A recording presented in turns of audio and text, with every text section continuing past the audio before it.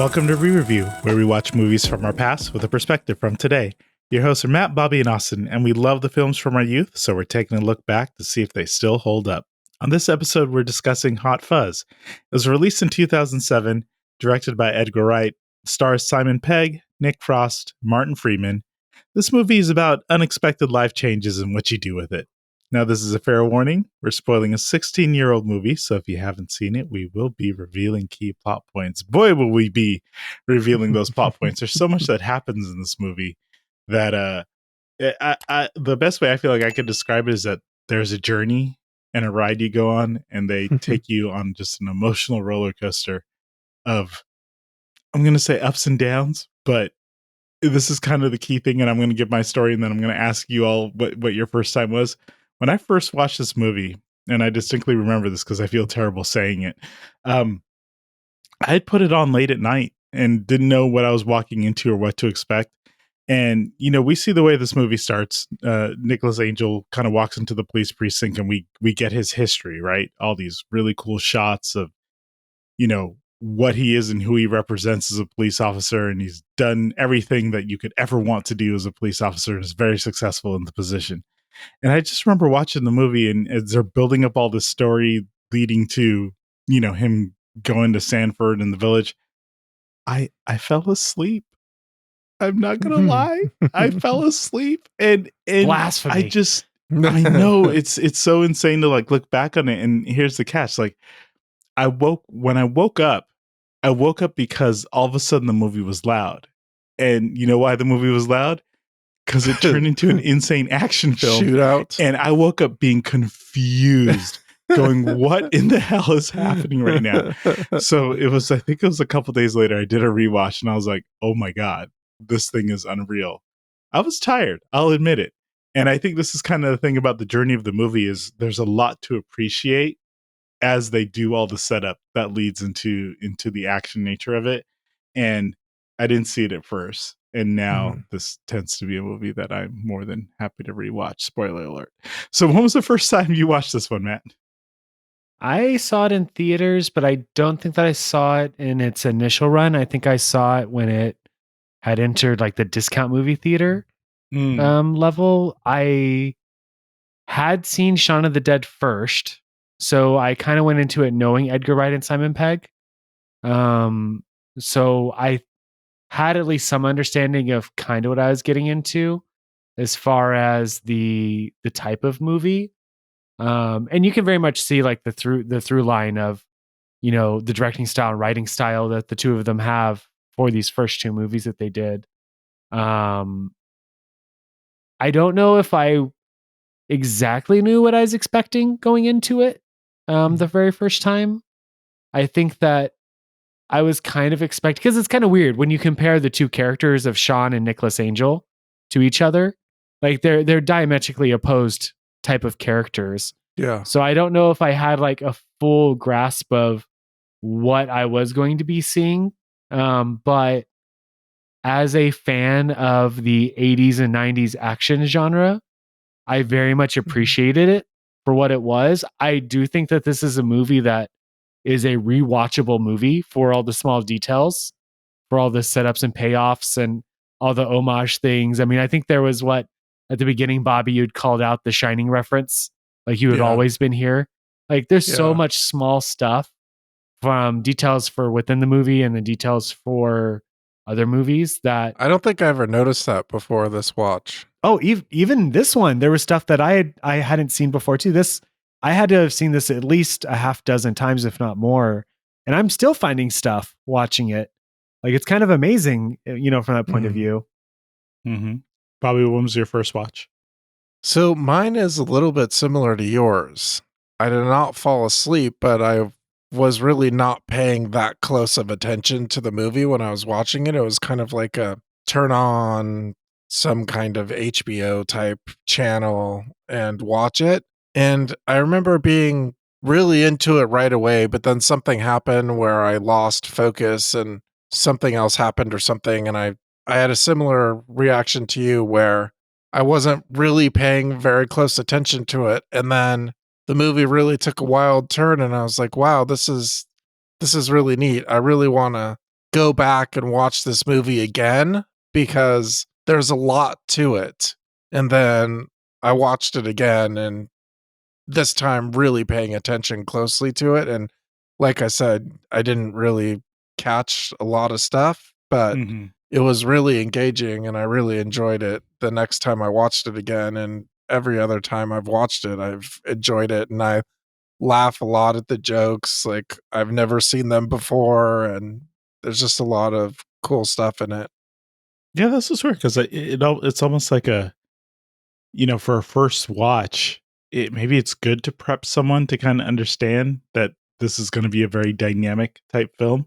Because with that first half, or the way all the setup goes, you're kind of like, well, I'm just watching the story of a police officer who was moved from, the big city of London into a small town because he was too good at his job. And then, really Nicholas acting as the outsider and peering into this world of Sanford and how these people run their stuff, and just questioning the questioning look that he would have as everything would come up and the comments were made. He'd be like, wait, something is off about this, while everyone else around him is like, no, this is the way things are supposed to work. Before we get into Sanford fully, I will say I definitely enjoyed that early part showing his background and his history, but more so when he's there with the his managers, the chief of police, and just getting grilled about why he needs to leave because he's too good at his job.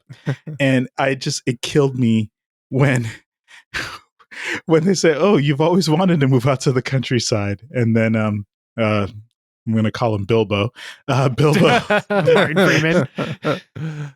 Bilbo decides to read from the note that they've been eavesdropping on his conversations with his girlfriend. It's just like, oh, that is so cruel. So friggin' cruel.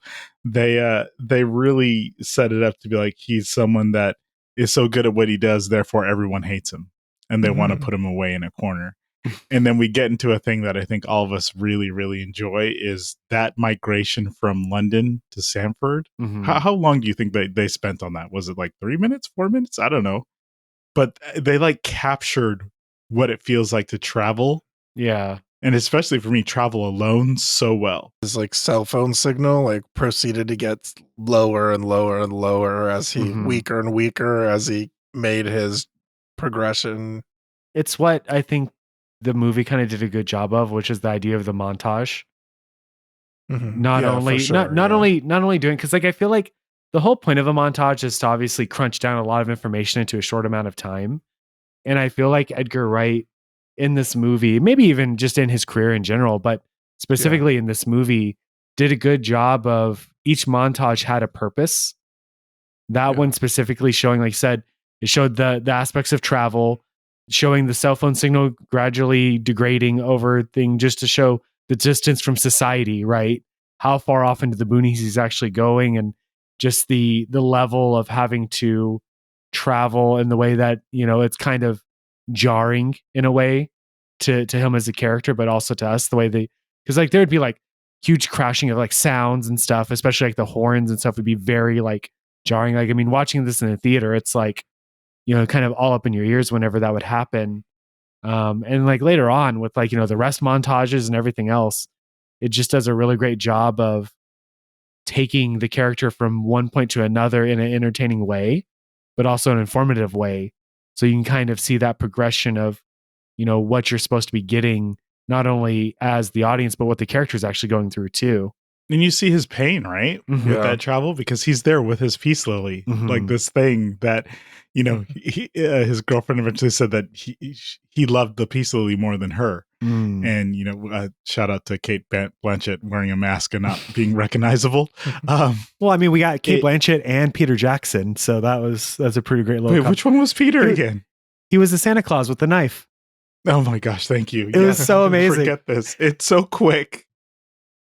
That is an interesting point, because I think that's one of the first instances where we are getting introduced to how gory this film might actually be. Oh yeah. It's not bad, but it's still like violent enough. It's like over the top type violence. It's like it's almost cartoonish, but it's still at the point where like, there's a couple of scenes where like you definitely wince, right? From the level of violence and gore. Yeah.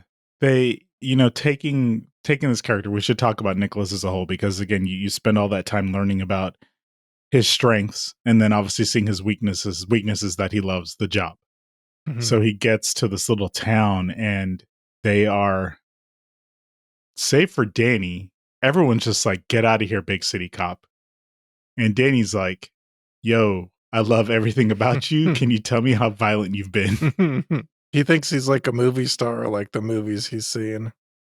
I mean, if you think about it, growing up in an area like that, things like the movies that he'd watched, like Super Cop and everything else, he had a very grandiose idea of what the job was Mhm. compared to what his reality actually is. Mhm. It is an interesting difference between what the Sanford presents itself as Mhm. being this very peaceful, idyllic place, and then you put essentially Super Cop into the middle of it, and then you have Danny, who, I don't know if they ever presented Danny as disliking Sanford for its, I don't know, boring nature, but Mhm. yeah, his latching on to Nicholas very much was, a indicator of what his love for the genre was. And what he thought that his job actually, because I mean, you're introduced to him and, he's drinking and driving, and, you wouldn't think of him even as a cop in the first place. Because I mean, the very first act of these two meeting is him arresting him. So it's an interesting relationship between the two. I mean, it's a buddy cop movie at the end of the day. This is a through and through buddy cop movie. And so you get to see those two characters, where they start from, and then as they progress through the story, right? Did you guys think that when they kind of had that tease that he might be one of the villains, did you guys fall for that? You mean towards the end? Yeah, I did. I thought maybe it was possible, and I didn't want it to be. I was like, "Oh no." But then I mean, it goes to show, the character arcs, right? The Yeah. fact that, I think it was even, I don't know what it was, her name, Janine, Kate Blanchett's character, had said, like, he doesn't care for anyone. And Mhm. so, Nicholas Angel at the beginning of the movie probably would have suspected it from the get go, right? He wouldn't have trusted him enough, but he was heartbroken when that turn kind of did happen, because that shows you where they started at, and then how they went through the movie, beginning to trust each other and truly became partners in that respect, right? So I don't know if I believed it, but that would have been a hell of a turn, right? So it was a good way to play it off. Yeah, because I think that it's almost in the way it was shot. You see Danny come into frame in that last piece where it was almost too shocking, to where it's like, I don't know how I'm supposed to take this, because there's no way he could have been a part of this. And even though he explains it away later, I Mhm. still feel like it was a little bit too much of, they present him with his hand grabbing him with this stern look on his face, like, I got you. I got you. And you're like, wait, no, this doesn't feel right. So I understand, Bobby, why you would have bought into It that. was a fake out, right? Totally Yeah. trying to trick you as the audience. Right. But Danny as a whole, like, talking about his love for, again, him being the small town police officer and his love for all these action films, really, this is what Edgar Wright and Simon Pegg saying how much they love all these action films, right? How many different movies were referenced here? Quite a few. So I mean, I think that you're right. I think that he's supposed to be a avatar for their love for the genre. Mhm. And I think you need that too. I think you need the fanboy character to really keep the energy alive, and to maybe, in a not so subtle way, kind of give away that exposition, because a lot of it was set up for payoff later on, right? Like, there was so much set up for the end sequence, from just what Danny would say, especially when they got together after the pub and went to go watch all the movies together. They he shared his love, because you have a guy who has a love for the job, and you have a guy who has a love for the fictional version of the job, kind Mhm.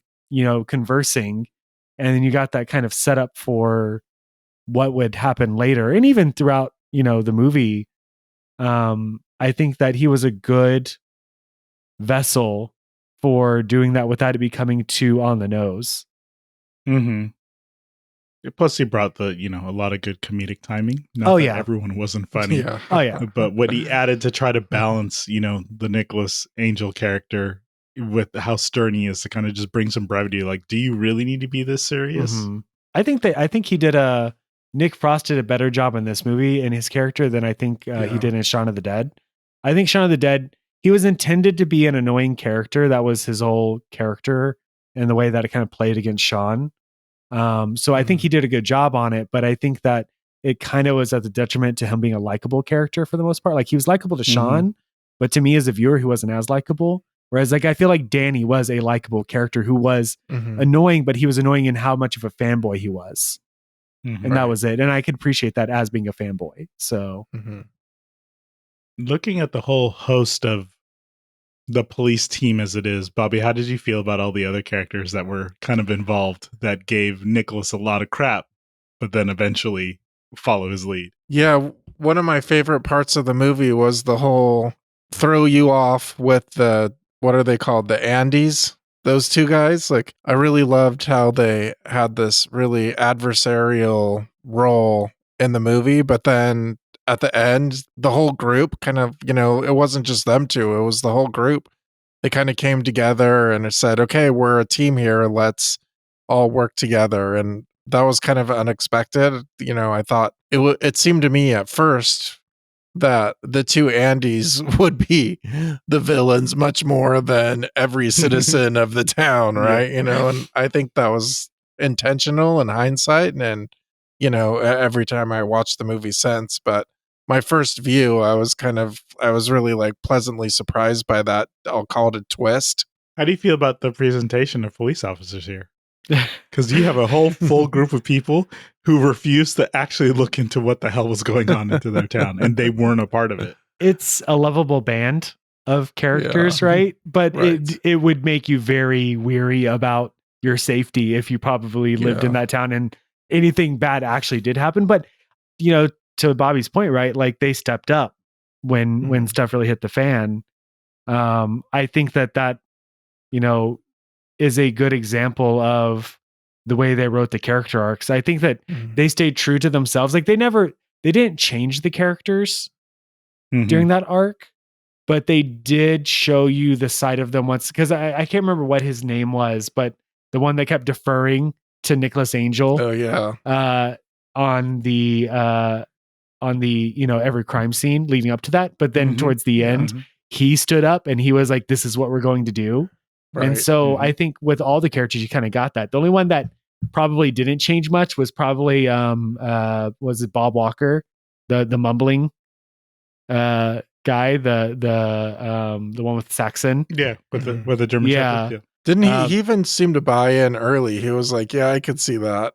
Yeah, he didn't seem like he was very much against it. I think it was just like it would have been funnier if like he kind of was,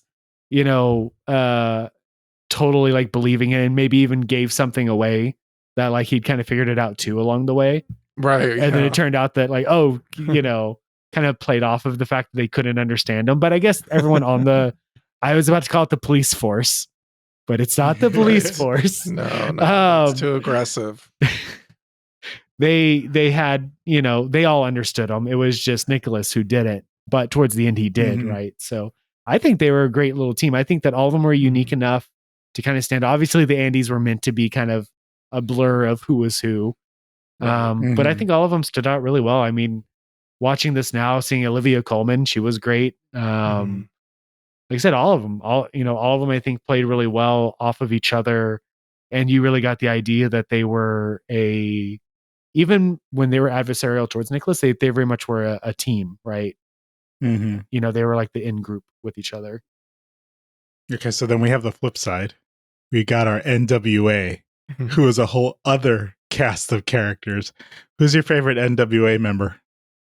You can't say Ice Cube. Oh no, Easy-E. I mean, I'm gonna go ahead and use the easiest one, which was oh my god, why am I forgetting his name all of a sudden? Timothy Dalton's Simon. Simon Skinner. We can't all pick the same one. I mean, to be honest, I think that there was a couple of them that stood out less than the others. I think that the two bar owners were pretty great, just because I think they had a little bit more in the reveal section once it was revealed about the NWA. I liked the hotel chick. She was pretty funny. Oh yes, but the fascist part towards the end, like that. I did love the crossword puzzle at the beginning. Like there again, the little small things or whatever, the fascism and the hag comments at the beginning getting played out at the end or whatever is like perfect. I mean, there were so many things like that the first introduction to them is what played out towards the end. It is hard to not love Timothy Dalton. The priest is the guy from Raiders of the Lost Ark. He was the German, right? Yeah. It's again showing the love that Simon Pegg and Edgar Wright have for that decade. The fact that you do a movie like this, I mean, you have to get Timothy Dalton, right? Like, I mean, dude is smooth as fuck, and you get James Bond there, you get some people from Indiana Jones, and I'm sure if you looked at everyone's resume from this movie, especially like the villagers, I'm sure I was just thinking that same thing. If you look through the IMDb page of most of the villagers, especially older ones, I'm sure you'd see like a plethora of amazing movies. Like, oh, them? Like, that's amazing that they're in this. So like, kudos to them for pulling them in. And they were all great. Like almost all of them had great. I mean, I can't say that as a character, the one on the bicycle stood out too much, but as soon as she pulled out the guns, oh my God, it was amazing.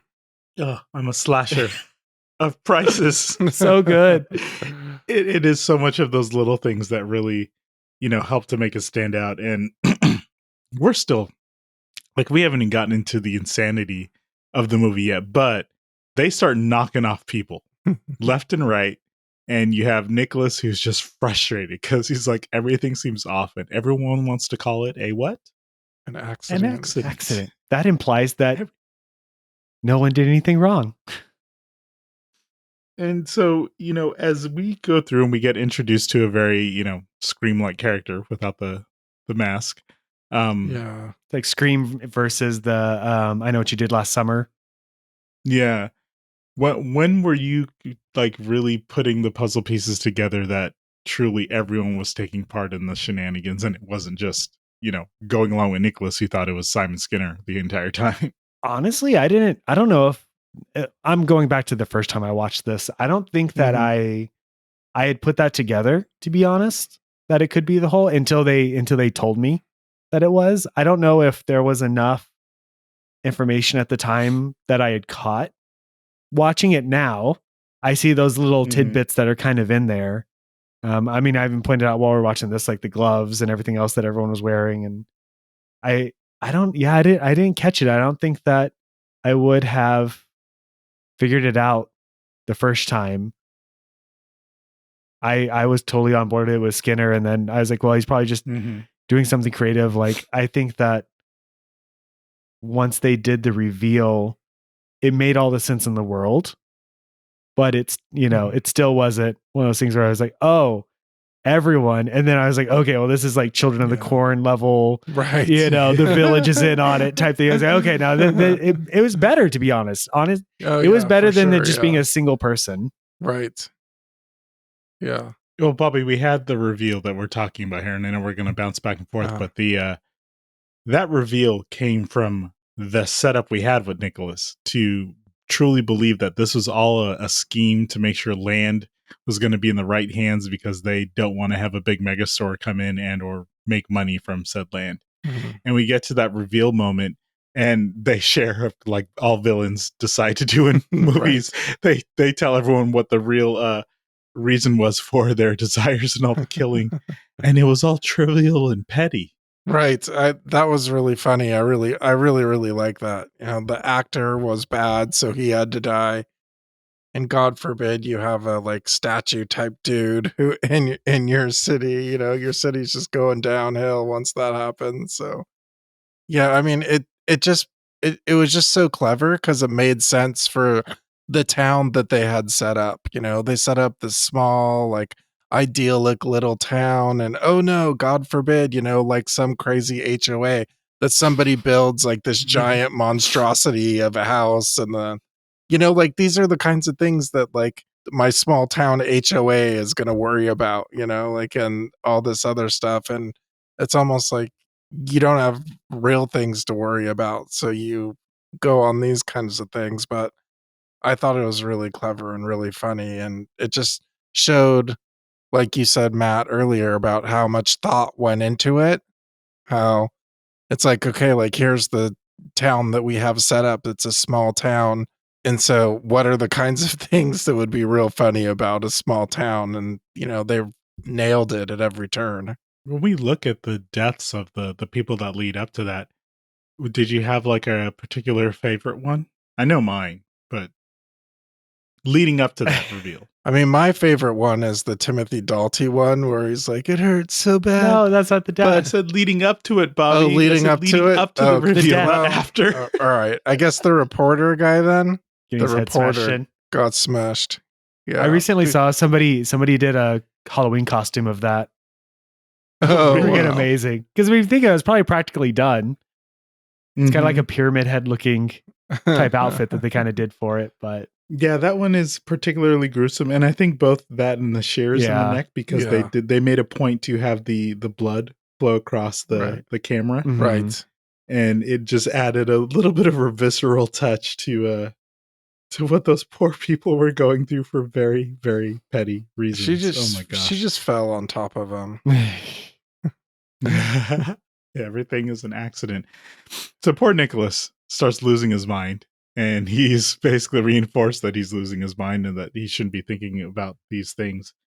And it was what was the big reveal? Because it was the swan at first, right? Was the question in the store was like, did you catch those swans? And there's just one swan, or what was the first one? Yeah, that was the did you catch the swans now? And it was like, no, it's just the one swan. And then that was the reoccurring gag later on. Yeah, later we get the did you catch those killers then? And it's just the one killer, and all of a sudden the light goes off and he's trying to figure out how, he's gonna triage resolving what is just an unreal murder case. We get through the reveal. We know the NWA is a terrible association, the worst HOA known to man. But they take pride in their city, so they do what they do. And we get the moment where we get the fake out that you mentioned with Danny. Danny kills Nicholas, right? Mm-hmm. And we said it, even though he used the ketchup trick, sure looked like he still stabbed him. Yeah. I know he had the booklet there, right, too, as well. Yeah. That's because he handed it to him earlier. He put it there, little protection piece. Yeah. And he eventually rescues him, and Nicholas drives away for a moment, right? He ends up at like a liquor store, random town on the way back to London. And what's his inspiration? It was like that he'd found the Super Cop DVD, right? Mm-hmm. And then looking at it and looking at the pile of DVDs in the bin or whatever kind of made him, I guess, realize he needed to. Because like, if you really think about it, like, what would his motivation be in going back other than just for justice and the law at that point? Because, there's not personal stake for him at that point. It's not like he's going back to save Danny or anything like that. It's not like he's going back to, like, there's no one there for him to particularly save. I mean, any future, I guess, loiterers or something who would probably get offed, but he didn't have any stakes. But I guess it was just like he felt like as a cop he needed to go do the right thing, right? And the right thing was unload all the whoop ass in the world, become a badass, right? Steal all of the like evidence that he had put aside. I mean, that's the part that is just, again, looking at what I'm going to call this is really what the last third of the movie, I guess, and just turning into full action bonkers. Like, I love action movies, and we're going to do everything we can to recall every moment from every action movie we love, showing us not only the bad boys scene earlier when they're watching it, but then redoing that same camera pan and having them have one-liners and jumping through the air. The things that Danny would ask him, have you ever jumped through the air while shooting your gun? They made sure to tick that off the list. Shooting your gun while in the middle of a car chase, checking that off the list. Just doing everything to hit like every action beat. Like, Bobby, was there any point through this ramp up in the action that, like, was there anything you particularly loved through all of the chaos that happens after that. I mean, I really like some of the funnier moments leading up. Like, I really liked when he was jumping over the fences and doing all that kind of stuff. But that was like much earlier, not to the lead up part towards the end. But, I really liked the like really physical comedy type stuff with like the crazy flips and all that kind of stuff. Like, there's one scene where he like did this wild flip over the table and you could totally tell it was like stunt double, but it was really funny. And so I really liked all that kind of stuff. Matt, was there any particular battle? I'm going to call it a battle like he was in a boss fight that stood out. I mean, to me, the one that will always be the standout amongst all of them, the priest. Isn't it good? It's so good. Just it because it's such a moment that you would see in a movie from the 80s or 90s having something like I could see that in a Robert Rodriguez movie, for sure. Yeah, having a priest walk out. And then like not only did he walk out, like, and not only did he like, try to, peacefully settle things, which I'm sure he wasn't going to. I'm sure he's just trying to get them to drop their guard. Sure. But then he has like spring-loaded pistols up his sleeves. And, it was like, fuck off, grasshopper. And he like blasts the two of them. And then he gets shot and he's like, Jesus Christ. Like, it's the best moment. Cause like it does multiple things, right? Like, not only is it hilarious, not only is it well done, but it kind of, the one thing that if I had any complaints about this entire third of the movie was it kind of gets exhausting. Mm-hmm. And I think having those pause moments really help kind of get you through it. So like, it was a great pause moment that was character building and everything else at the same time. Yeah, because at this point you're meeting all the characters that he's battling with and seeing all the familiar faces that were questioned before. And eventually just, dealing with the fact that Danny's dad could not deal with his grief and decided that at the end of the day, this is about killing people to make the town perfect for his wife that is long gone. I mean, holy heavy, right? Yeah, he was that an was interesting brutal. character, like just in general. Yeah, like right. because like it was kind of alluded to in a couple different ways because it was implied that it was oh my God, I almost called it a traffic accident. But collision. But then it was very much implied that it was due to, depression and, other things that kind of played into it. So it was an interesting kind of twist on him as a character, but it was such a, warped way of remembering someone and kind of getting your lifelong revenge as a result over flowers and, a title that really doesn't mean that much in the grand scheme of things, right?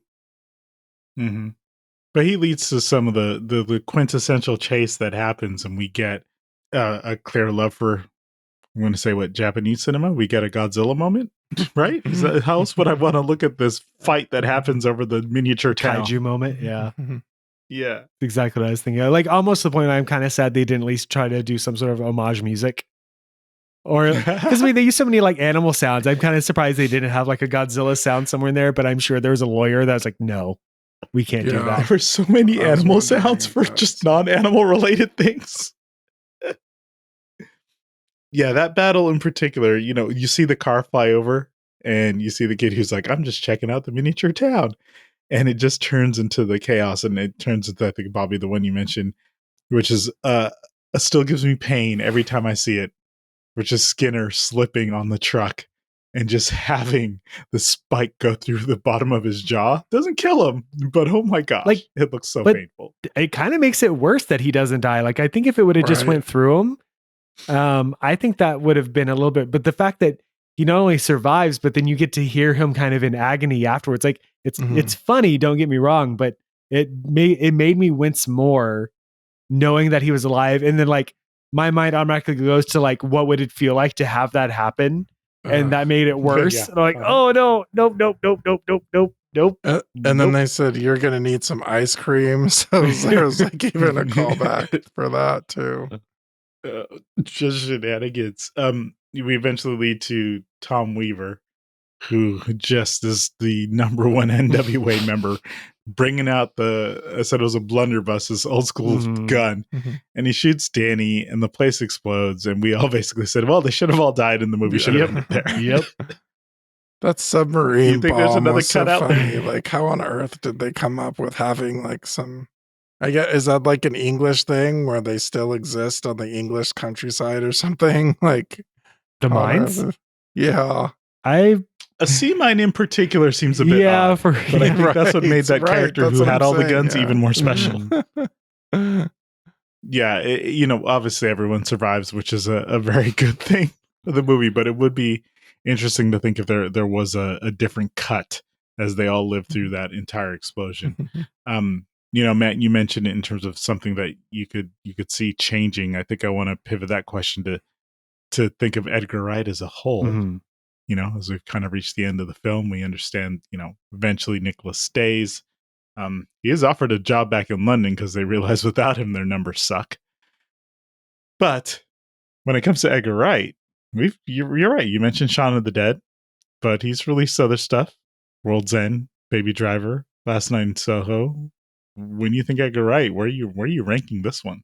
Oh, that's And I ask this because I have a dear friend who's very much Shaun of the Dead is number one, Edgar Wright.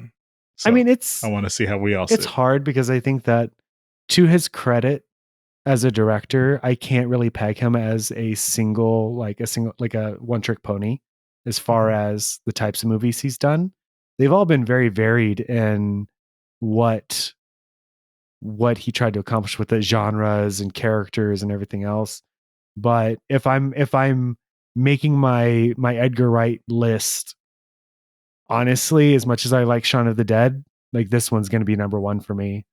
I think Shaun of the Dead's a really great movie, and I can watch it just as much as I can watch this one. But I think that just pure rewatchability and all the little things you can pick up, I think this one has to edge out for the win.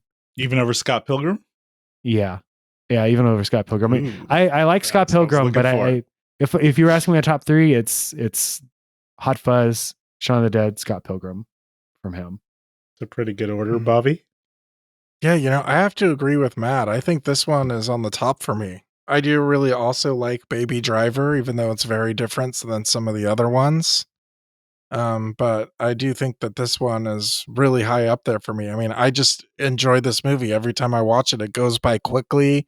I think it's so clever. I just appreciate all the thought that went into it. Not to say that that's not the way the other ones are, but this one just hits that keynote for me. No, it's definitely clear that's the case. I mean, I definitely watched Shaun of the Dead recently after that conversation to be like, okay, I got to do a legit comparison here in my brain to see if it really holds up. And it is hard for this one to not edge it out for me. That there's just something about, I think, tying into those, was it nostalgia berries?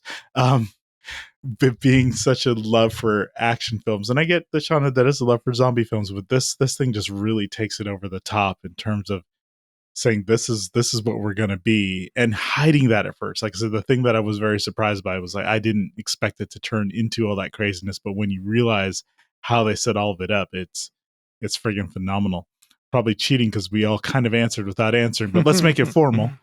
Matt, are you recommending this movie? Oh yeah 100%, 110% recommend this movie. What would you say to someone who hasn't seen it?